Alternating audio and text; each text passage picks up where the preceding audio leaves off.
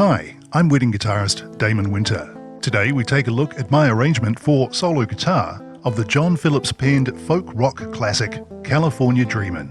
Released in 1965, the song was a huge hit for the Mamas and the Papas. Glowing with transcendent vocal harmonies, it also carries an undercurrent of melancholy, epitomized musically by the wistful flute solo provided by jazz veteran Bud Shank. The key signature contains no sharps or flats. We are in the key of A minor. The time signature is 4/4, or 4 beats per bar, where each beat equals a crotchet. The tempo indication is moderately. Aim for a final performance tempo of around 120 beats per minute. Part A is the instantly recognizable 4-bar introduction. Notice the 2 dotted quavers in the second half of bars 1 and 3. Dots are used to make a note half as long again, in this case creating a syncopated figure which needs to be counted carefully.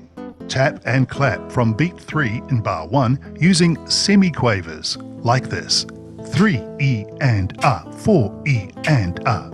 Remember, you are striking a note on every clap and marking time with each tap.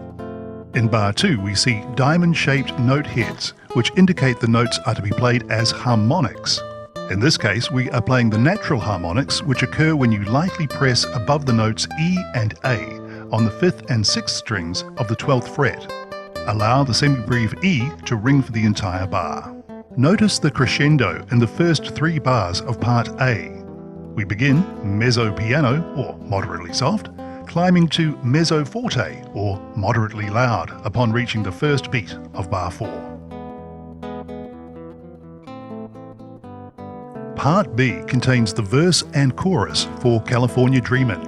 In several bars, beginning in bar 6, we are asked to glissando. This is 2 notes or more produced by 1 or more strings while maintaining left-hand finger contact with the fingerboard across frets throughout the movement. The time values of notes at the start of a glissando are not to be taken literally. All the notes in a glissando are fitted into the time available. The first bar chord in the piece occurs in the second half of beat 4 in bar 17. Notice that written above this is a capital C, followed by the Roman numeral 1 and the number 6 in a circle which has a line attached to it. This indicates that you are playing a bar chord on the first fret covering all 6 strings, and you hold it until the end of beat 2 in bar 18. The capital C stands for the word capotasto, which is also the origin of the word used for the clamping devices used by many guitarists. Bar chords can be made easier to play by slightly rolling the left-hand index finger towards the headstock. This works because the bones are closer to the surface on the side of your index finger, meaning that less downward pressure is required. Part C, beginning at bar 37, features a 16-bar solo divided into 2 distinct 8-bar sections. Notice the rolled or arpeggiated E major chord in bar 44. The arpeggiation of chords is one of the most charming and widely used guitaristic effects. It is also one of the most abused. A thoughtlessly played arpeggiated chord sounds sloppy.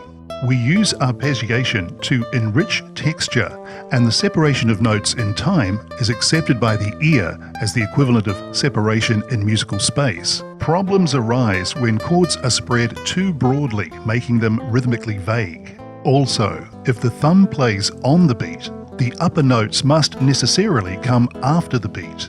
When the highest note is melodic, as it usually is, the result is a delayed stress. This may be appropriate if the intended effect is rubato or espressivo, but more often than not it just sounds inept.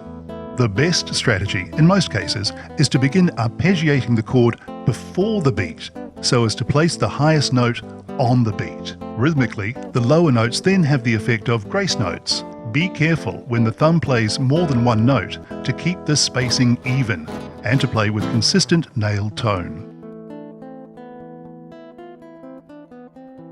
Part D comprises the second ending and coda of California Dreamin'. I indicate in bar 60 that the E major chord may be played rasgueado. The spelling and pronunciation of this technique varies, but it is instantly recognizable as the rapid right-hand strumming effect found throughout flamenco music. The simplest rasgueado is one in which the four fingers of your right hand brush lightly across the strings in the sequence C, A, M, I. In order, these letters represent your right-hand fingers, starting with your fifth digit little finger and ending with your index finger. Anchor your thumb on the sixth string or occasionally the soundboard. A rolling or continuous rasgueado is possible when upward strokes are introduced. Begin with C-A-M-I downstrokes, followed by an upward stroke with your thumb, and repeat. The use of rasgueado in California Dreaming adds a certain exoticism, I thought, in keeping with the Haight-Ashbury vibe of the song.